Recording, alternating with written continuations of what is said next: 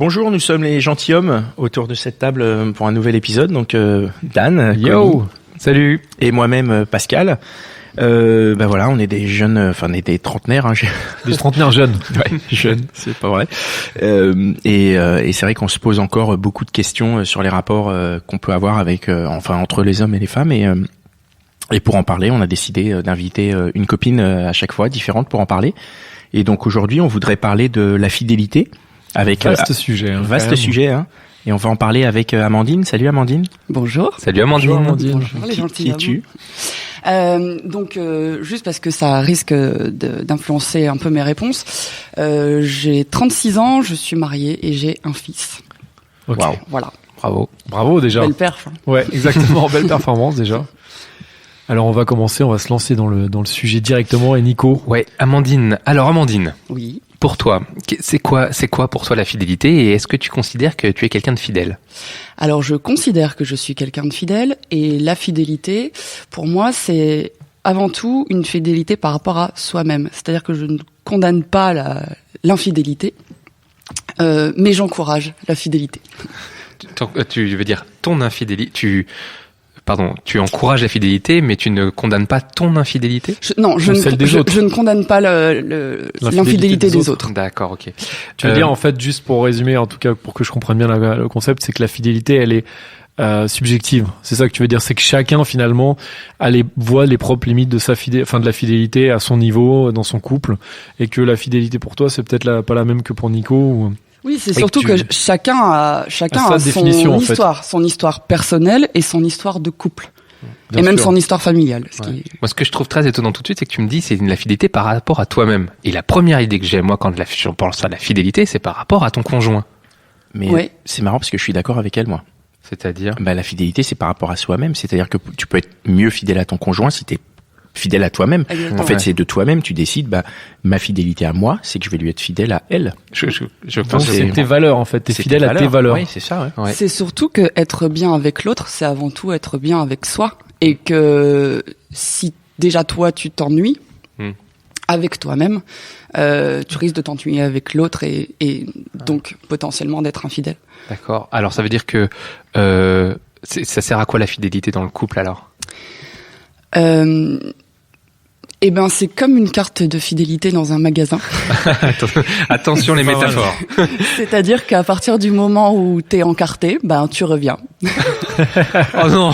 Mais ça, c'est un peu. Non, attends, je vais prendre une autre métaphore. Puisque vous êtes des hommes, je vais pas partir sur la thématique de la consommation. Je vais partir sur la thématique du sport.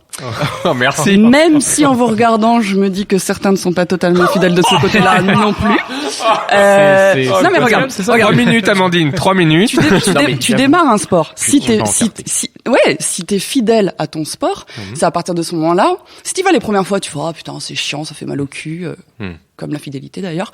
Ça fait mal au cul, c'est cher, ça me prend du temps sur machin. Mais plus t'en fais, plus tu y prends du plaisir, plus c'est facile d'avoir de la constance, plus t'as des résultats, plus ça crée des choses quoi.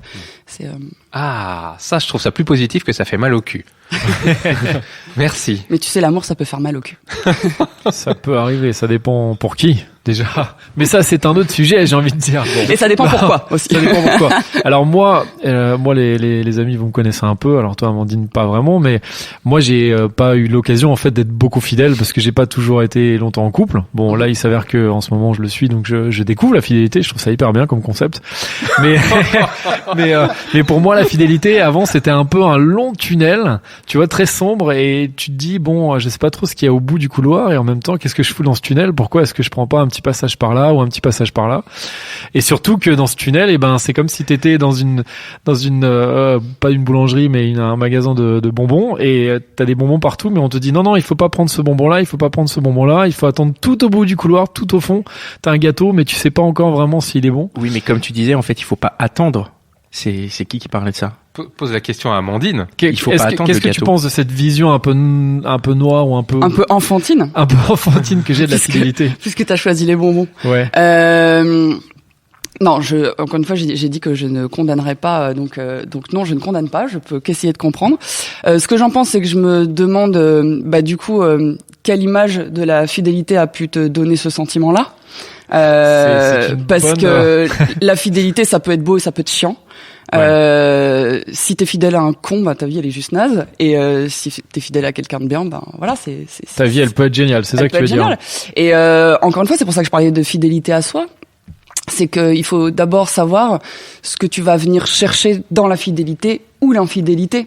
Et c'est donc d'abord au départ une histoire qu'on a avec soi et peut-être après avec l'autre. Et oui, donc pour reprendre ton histoire du tunnel, bien sûr qu'il y a des tentations et bien sûr que dans une histoire faite de fidélité, ça peut pas être up tout le temps. Ouais. Et ce serait complètement naïf de croire ça.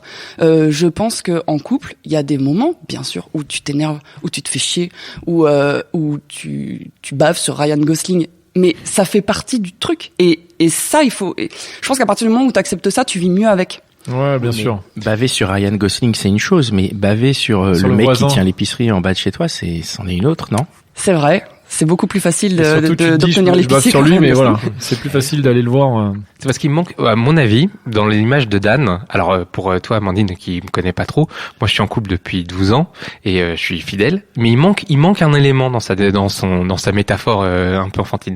C'est que oui, dans le couloir, il y a des bonbons qui ont l'air très alléchants, mais ce qu'il oublie, c'est qu'entre les mains, t'as un paquet de bonbons que t'aimes beaucoup, beaucoup, beaucoup. Et que t'aimes plus que les bonbons que tu vois à côté, quoi. A priori, tu l'aimes plus. Ouais. Et avec Amandine, tu vas me dire ce que t'en penses, mais le paquet de bonbons que t'as, tu l'aimes beaucoup, il te satisfait beaucoup. Et quand tu vois les autres, parce que toi, t'as certainement eu des expériences avant, tu te dis, j'aime beaucoup ce paquet de bonbons et j'aimerais bien le garder parce que je sais que celui-là est très bien et que ceux qui sont autour sont peut-être pas si bons que ça. Ouais, ou mettons, t'as un paquet de bonbons au coca qui piquent. Ça doit être tes préférés, tu les adores. Peut-être que de temps en temps, tu vas préférer manger un chamallow que t'aimes moins, mais juste pour changer, tu vois. Tu prônes l'adultère, là. Non, je prône pas l'adultère. Ouais, mais c'est intéressant qu'elle soulève cette question parce que justement. Elle comprend. Voilà. Ça veut pas dire que tu vas croquer dans le chamallow, mais juste. De toute façon, d'un côté comme de l'autre, je trouve que ce serait dommage d'être à 100% d'un parti comme de l'autre. Cette journée d'élection, n'est-ce pas? D'ailleurs, la tendance est à être, tu vois, plutôt prendre un peu de ci, un peu de ça. Je prône rien. Je dis juste que le savoir et l'accepter et le comprendre, ça aide à mieux savoir ce qu'on choisit de faire. D'accord. Mais toi, par exemple, tu choisis la fidélité. Oui. Donc tu reconnais les tentations. Oui. Mais tu n'y vas pas. Oui, j'y vais si pas. Si on peut oui, bien sûr. Non, c'est pas intime. Je ne dis même pas. Là, en plus, ça fait 8 ans que je suis en couple. Donc, au bout de 8 ans, pour l'instant, ça se passe bien et j'ai pas encore eu de tentation qui aurait pu mettre mon couple en péril. Mais j'essaye de penser parfois de me dire mais ça fait quoi quand ça fait je sais pas 15, 20 ans.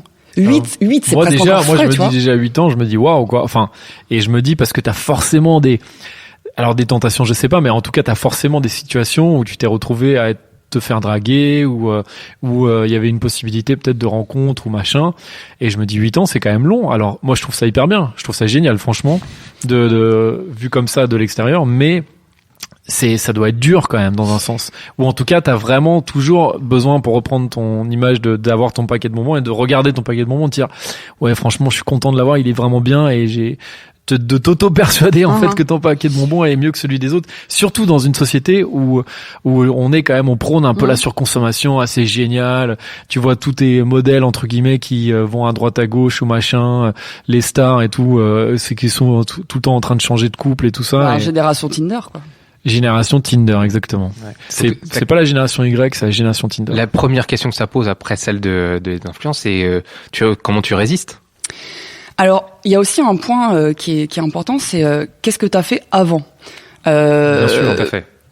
Je pense que quand t'as rencontré ton mec, genre au collège ou au lycée, 15-16 ans, tu veux dire, 17, et que en gros, le premier mec ou le deuxième avec qui t'as couché, tu l'as épousé. Je pense que ta crise de la quarantaine, elle arrive assez tôt, tu vois. Elle arrive à 22 ans. Pourquoi soit un peu à l'ancienne, c'est le seul homme que t'aies jamais connu et c'est ton seul référent.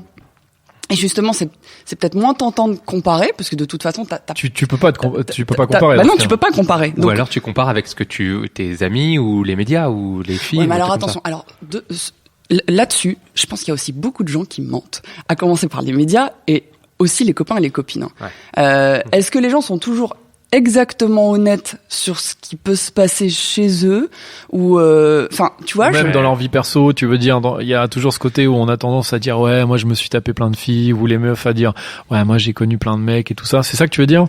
Ou plus à dire dans son couple, à dire ouais ça se passe hyper bien et en fait non? C'est plus à faire preuve réellement d'honnêteté, à dire bah ouais moi aussi je ressens ça et à comparer, tu vois. Alors nous les filles, je pense qu'on le fait peut-être un peu plus facilement que vous, mais je pense qu'il y a peut-être aussi des fois une envie de briller en société et on revient à l'idée de ne pas être fidèle pour commencer à soi.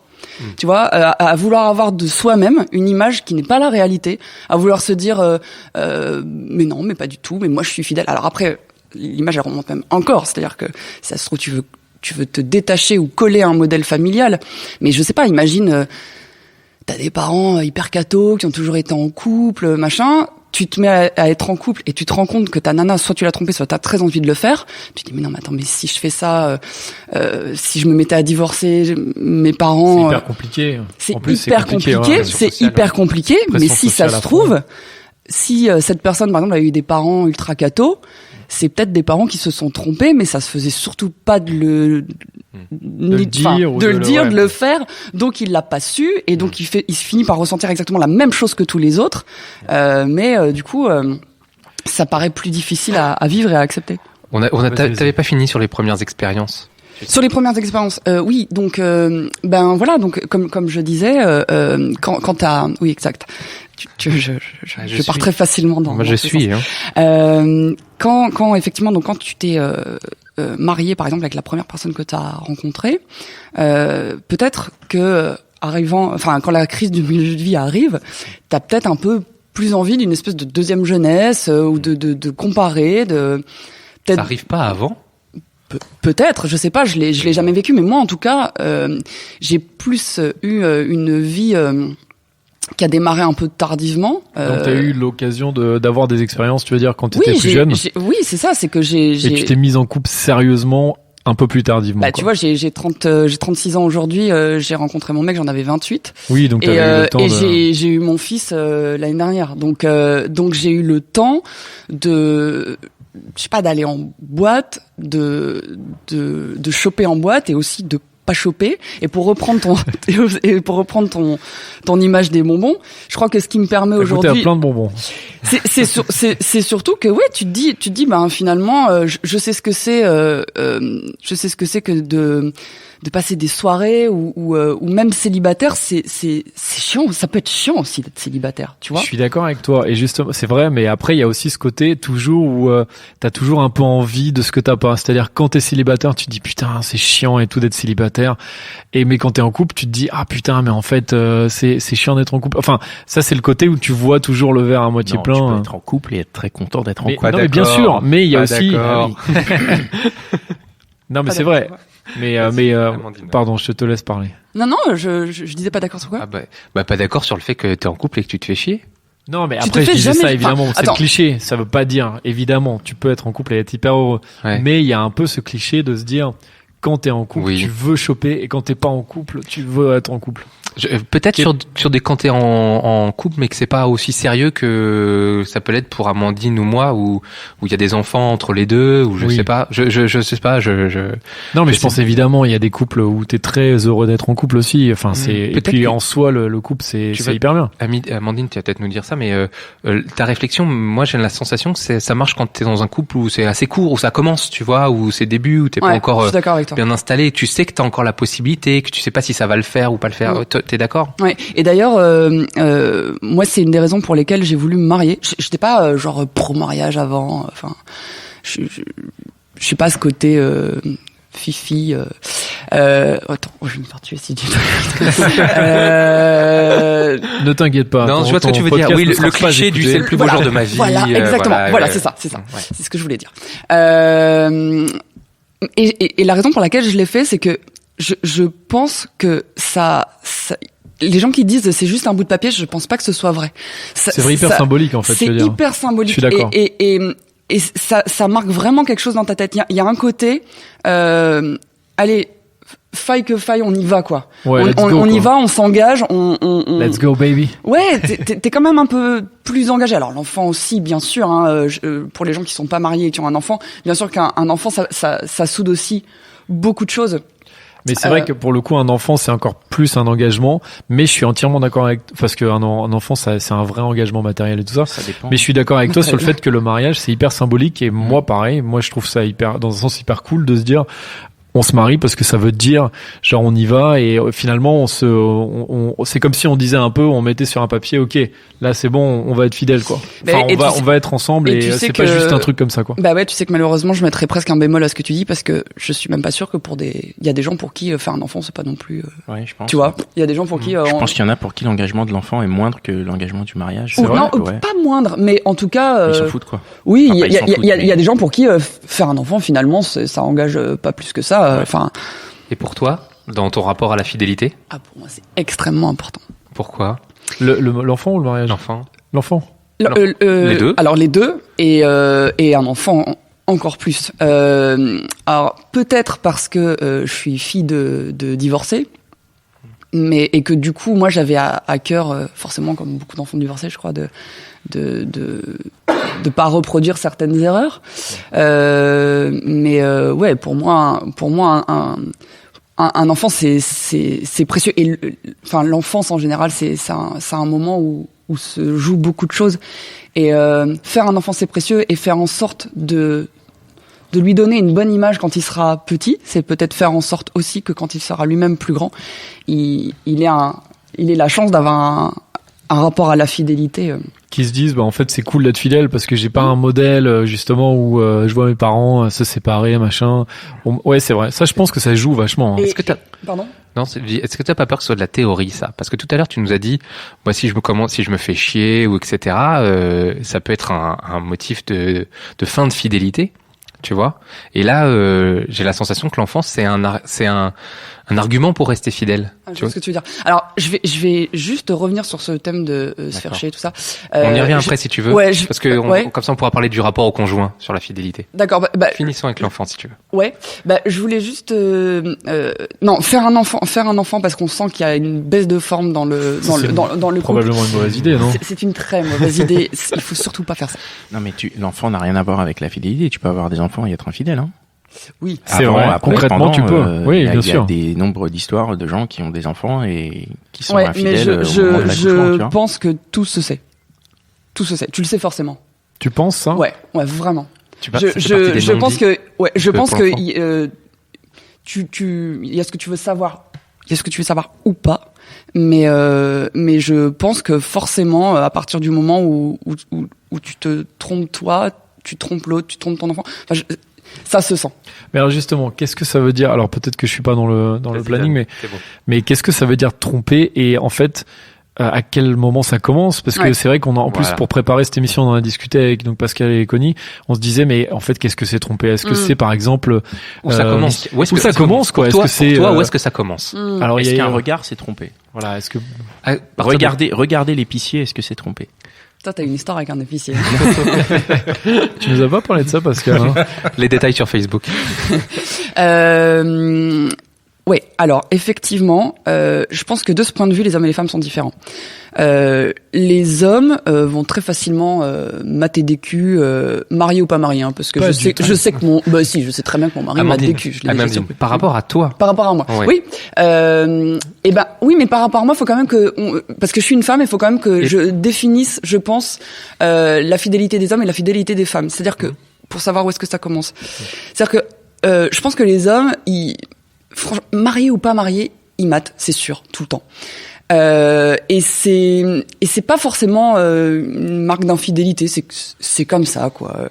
Est-ce que toi, si ton mari il mate les culs, pour toi il est infidèle, il est pas fidèle? Mais moi je vois une fille arriver. Et je le regarde lui parce que je sais qu'il va la regarder, tu vois. Et ça loupe pas, tu vois. Parce que en plus, je sais, justement, en étant fidèle, tu sais exactement le genre de femme que ton mec aime bien. Et quand on voit une arrivée, tu fais bon, elle clairement, il va la mater, quoi. Est-ce qu'il voilà. essaie de le faire discrètement ou pas, lui? Bien sûr. Bien sûr. Évidemment. Mais tu sais quand même. Et donc est-ce que tu le laisses mater? Mais moi-même je sais, quoi. T'as la politesse de le laisser mater. Ouais, tu le laisses mater. Ou alors, est-ce que tu lui fais une petite remarque, tu lui dis, attends, ça va? Ouais, ça dépend des fois. C'est-à-dire que je le laisse mater une première fois, mais quand il insiste, je fais, oui, bon, écoute, ça va, hein, tu l'as maté à l'aller, évite en plus de te retourner, quoi, parce que bon, Et est-ce que toi, tu mates? Ça peut m'arriver, mais je pense qu'on mate pas comme vous. On est Les filles ne sont pas des mateuses. Alors peut-être que peut-être que je me trompe, hein. Je devrais d'ailleurs plus dire je que les filles en général, puisque d'ailleurs il s'agit de ma simple opinion, mais je pense pas que par exemple les filles ça mate des culs, ou peut-être un peu, mais vite fait. Je pense qu'on est beaucoup plus sensible à des personnalités, de l'humour, une intelligence, un bon mot, enfin. Ah oui, donc quand t'arrives au bon mot, t'es déjà... Voilà, c'est ce que j'ai dit. Voilà. Où commence voilà. Et c'est pour ça que je voulais définir, c'est toi. que, voilà, je pense qu'un mec, ça peut faire ça sans qu'il y ait de conséquences. Et que, pour les femmes, c'est différent. C'est-à-dire que je pense qu'une femme, ça mate pas, ça fait pas des trucs gros comme ça tout le temps. Mais justement, comme, les femmes sont plus sensibles à des personnalités, quand une femme commence à penser à l'infidélité, vous êtes déjà un petit peu plus dans la merde. C'est-à-dire que vous pouvez être vous pouvez être juste bourré un soir. Et d'ailleurs, je voudrais redonner toute l'importance à cette phrase de c'est pas ce que tu crois. Chaque fois que dans un film, je vois un mec tromper sa meuf, se faire choper et dire c'est pas ce que tu crois, je me dis bah oui, je me dis pourquoi elle le croit pas, c'est vrai. Bien sûr que c'est pas ce que tu crois. Il vient de la rencontrer. Demain, il va se réveiller complètement bourré. Il saura même plus comment elle s'appelait. Et j'y crois vraiment à c'est pas ce que tu crois. Mais donc, ça veut dire Par que contre, quand le une mec meuf, fait ça... elle trompe son mec, c'est complètement ce que vous croyez. Ok, donc il faut qu'on se méfie alors. T'es mal Parce barré. Mais ça veut dire que, attends, parce que ça c'est important, ça veut dire que le mec, donc comme qui dit c'est pas ce que tu crois, c'est pas grave.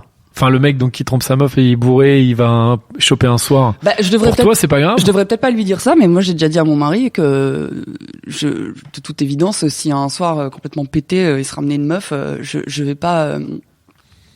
Tu divorcerais pas quoi. Non, enfin, je veux dire, tu te séparerais pas quoi. Si, je suis mariée. Ok, donc tu divorcerais pas. Non, je divorcerai pas, et je n'annulerai pas toute une vie avec tout ce qu'on a pu vivre de super chouette pour une nana qui sera oubliée.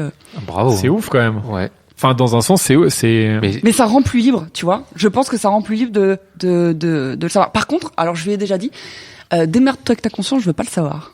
Ah, mais c'est marrant. Et tu serais pas déçu, toi, qu'il fasse ça? Bah si, forcément, je serais un peu déçu, mais je comprendrais. C'est-à-dire que je pense que la raison pour laquelle les gens sont infidèles, c'est parce qu'ils ont peur. Ils ont peur de cette espèce de tunnel, comme tu disais tout à l'heure. Ouais. Alors que si tu te permets de dire, c'est comme t'es au régime. Si on te dit ah non mais alors plus de féculents le soir, chocolat c'est mort, machin, le premier truc que t'as envie de faire c'est de bouffer du chocolat. Par contre si on te dit tu peux de temps en temps grignoter un petit ou de temps en temps tu te fais une petite tartine au Nutella. Voilà. Et ben tu vas voir que si t'as le droit de le faire, tu dis t'as pas forcément envie de le faire. T'as pas forcément envie de le faire. C'est l'interdit, je pense. Ça c'est pas l'avis de tout le monde autour de cette table. Nico, on est t'es pas d'accord. Mais non, mais parce que en fait ton discours il est un tout petit peu. Je me permets parce que moi je suis pas tout à fait d'accord. En fait, je crois comprendre ce que tu veux dire. C'est que si tu te dis j'ai la possibilité de le faire, mais que tu le fais pas, c'est bon. Mais si tu le fais, tu rentres dans l'adultère. Après, ça fausse complètement les rapports entre vous deux. Et je te dis tout ça en n'ayant jamais trompé mon mari. Hein. Oui, mais en fait, tu te dis, je me laisse la possibilité de le faire si ça m'arrive. Je me dis que a priori, c'est pas dans mon tempérament d'y penser, de penser à le faire, mais je me dis juste il faut pas se l'interdire. Je me mets pas une pression démesurée en me disant ne dis pas Fontaine, je ne boirai jamais de ton eau, parce que en plus ça fait en sorte que tu comprends pas les gens autour de toi et que tu condamnes quelque chose pour lequel tu ne sais pas ce qui va t'arriver. Tu sais pas si par exemple dans 20 ans, 30 ans avec peut-être un peu d'ennui, et je reviendrai sur cette notion d'ennui dans le couple parce que j'ai peut-être pas assez précisé parce que quand je dis ça on pourrait se dire mais en fait elle se fait chier quoi, mais elle reste, non je m'ennuie pas du tout, mais mettons tu t'ennuies ou il y a un peu de juste de quotidien quoi. Et tu veux un peu pimenter tout ça parce que tu sais il y a aussi je pense qu'il y a aussi quelque chose de physiologique. Tu vois, quand le temps passe, tu penses ça aujourd'hui en étant un mec d'une 30aine d'années, mais quand tu vieillis, que t'as des hausses ou des chutes d'hormones, je sais pas, quand d'un seul coup t'as la ménopause qui arrive, des trucs comme ça, je sais pas, peut-être ça change aussi ta façon de penser. Ouais, c'est possible. Tu vois, ou peut-être, je sais pas, peut-être qu'un jour tu vas apprendre qu'elle t'a trompé, tu vas avoir une envie de vengeance. Enfin, on sait pas ce qui peut arriver. Et on sait pas ce qui peut arriver. Et je trouve que de savoir que finalement tu vas être comme un roseau, s'il y a une tempête, tu vas plier plutôt que de te dire non, je serai un chêne et le jour où il y a une tempête, tu te casses en deux. Tu vois, je me dis c'est peut-être plus sage. Très bien. Moi, ça me laisse un peu perplexe, c'est pour ça que je suis un peu sage, mais très sage. Moi, il y a une question quand même. Très importante. Tu dis. Non, ta question est hyper importante. Non, c'est parce que c'était pour rebondir. C'était pour rebondir sur ce que t'as dit. T'as dit, je veux qu'il se démerde, mais je veux pas le savoir. Et d'un autre côté, avant, t'as dit, tout se sait. Oui, c'est un peu compliqué. Alors, ouais. Donc, ça veut dire que là, il doit dévoiler des trésors de comment va-t-il lui faire? demande. C'est hyper bizarre comme demande, tu vois. Franchement, je pense que je le saurais tout de suite. Ah ouais. Ouais. Mais tu veux dire, tu le verrais sur sa gueule? Ouais. Et puis, enfin, je sais pas, je pense que, c'est pour ça que je disais tout à l'heure, tout se sait, parce que forcément, s'il y a de la fidélité, s'il y a de l'amour, de la constance, tu connais l'autre, franchement, limite comme toi-même. Et tu le vois à sa gueule. Je pense que tu le vois à sa gueule quand il rentre qu'il a fait une connerie ou qu'il est pas bien. Et c'est pour ça que je dis que quand ça se sait pas, c'est que tu vois bien qu'il y a quelque chose qui va pas. Qu'il y a un vrai problème, tu veux dire. Ouais. Et que tu fais en sorte de pas le voir parce que t'as peur de te séparer, parce que t'as peur d'être seul, mais là, pour moi, on rapproche aussi un peu de ce qu'on va appeler le sixième sens féminin, c'est-à-dire que si lui il le faisait, il rentrait, tu le verrais tout de suite à sa gueule, mais inversement, est-ce que si toi tu le faisais quand tu rentres, est-ce que lui, tu penses qu'il le verrait immédiatement? Là, c'est vraiment mon histoire personnelle, mais je pense qu'on se connaît suffisamment bien pour que je pense qu'il le sentirait, il le sentirait. En tout cas, il verrait clairement que je suis pas comme d'habitude. Et est-ce qu'il saurait tout de suite que c'est ça ou pas, je sais pas. Mais je sais pas. Je pense qu'en tout cas, il sentirait quelque chose. Et puis, d'où l'importance parce que quand même, quand tu te dis il me trompait, je le savais pas ou je sais pas quoi. Enfin, tu te demandes quelle est la communication qu'il y a au sein de ce couple-là, tu vois. Enfin, je sais pas. Nous, on se dit beaucoup de choses. C'est génial. Ouais, c'est bien quand même. Enfin, j'espère après 8 ans. Est-ce que... Alors moi j'ai juste une petite question. Enfin Pascal, tu veux non? Comme tu veux. Non, moi j'ai juste une petite question pratique. Est-ce que envoyer des SMS en mode dragouille, tu vois, à une copine ou un copain, est-ce que c'est tromper pour toi? Est-ce que toi, par exemple, tu vas entre guillemets envoyer ça, ou ça t'est déjà arrivé, même pas forcément dans cette relation-là, mais dans une autre, de dragouiller vite fait par SMS ou machin. Et est-ce que tu penses que c'est grave ou pas? Parce que finalement, quand on parle de fidélité, il y a le truc où la fidélité c'est le physique, c'est-à-dire embrasser, évidemment c'est tromper, avoir une relation sexuelle, mais est-ce que avoir ce petit rapport de séduction, est-ce que c'est de la tromperie ou pas? C'est la porte ouverte à toutes les fenêtres, tu vois. C'est déjà je trouve c'est encore une fois, tu vois, si on parle de fidélité, enfin par rapport à soi, tu le sais toi quand tu commences à envoyer ce genre de message. Et si tu commences à envoyer ce genre de message, c'est qu'il y a un problème. C'est-à-dire donc c'est toi-même en fait qui sait, si tu le fais comme ça de façon complètement anodine et que c'est pour toi que c'est pas important, dans ce cas-là c'est pas de la tromperie. Mais s'il y a l'intention finalement, et toi tu dis dans mon couple je me fais un peu chier, et finalement je suis hyper excité par le fait d'envoyer des petits messages, c'est là qu'il y a un problème. Donc c'est encore une fois c'est exactement ce que tu viens de dire. Des cas particuliers. c'est toi qui sais si c'est important ou pas. Et toi, par rapport à ton mec, pour toi, à partir de quel moment il franchit la ligne rouge? Le SMS, il roule une pelle à une fille dans une soirée, tout à l'heure t'as dit ramène une fille, il est bourré et tout. Ou à partir à partir de quel moment tu te dis là mon gars, t'as franchi la ligne? À partir du moment où il y aurait une constance. Ah, il y a une question d'intention aussi peut-être. Ouais, ça veut dire qu'il le fait plusieurs fois ou il a une maîtresse quoi. Ben ou quelqu'un ou par exemple si on revient plus léger au cas des SMS, c'est à partir du moment où il envoie plusieurs SMS en mode de séduction, là il y a une espèce de constance et là on franchit la ligne rouge. C'est ça, c'est-à-dire que vous avez vu ce film, c'est avec François Cluzet et Sophie Marceau. Sur la fidélité, ça s'appelle La Fidélité, je crois d'ailleurs. Non, j'ai même pas vu.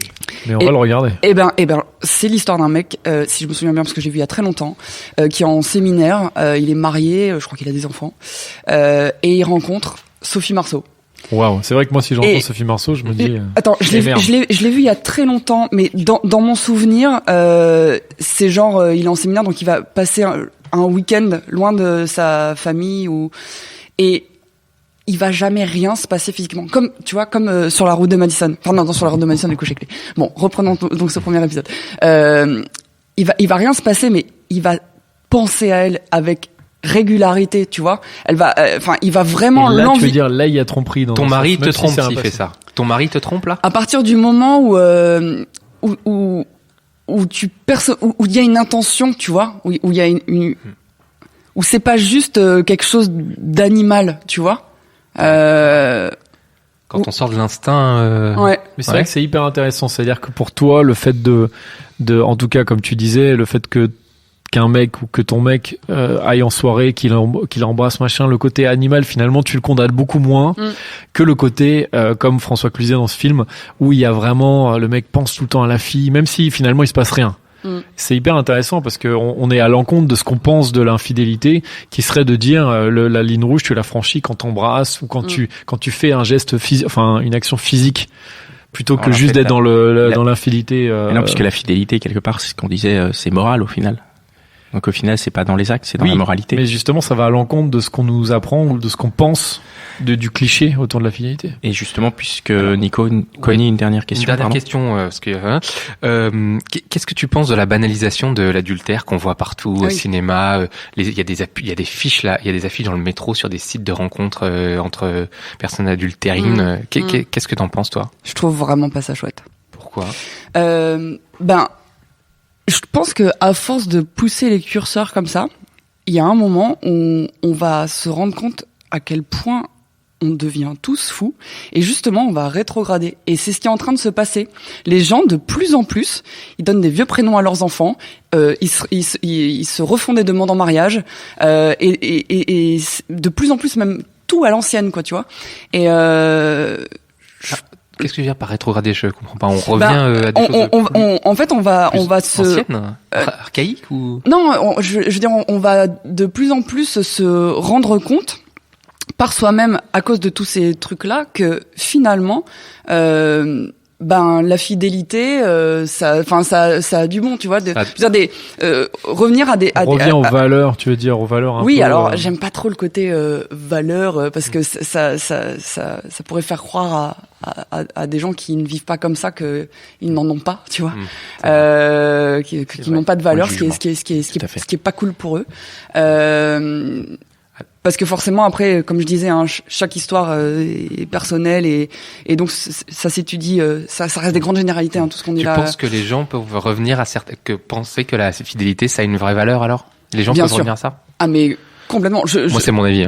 Ouais, je pense effectivement que tu vois c'est comme tout, c'est comme l'amitié, l'amour, la famille.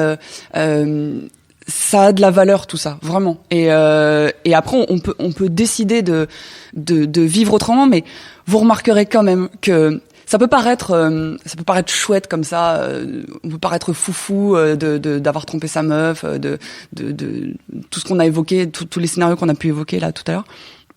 Mais je pense quand même au final que quand tu te lèves le lendemain matin, t'es pas bien quoi.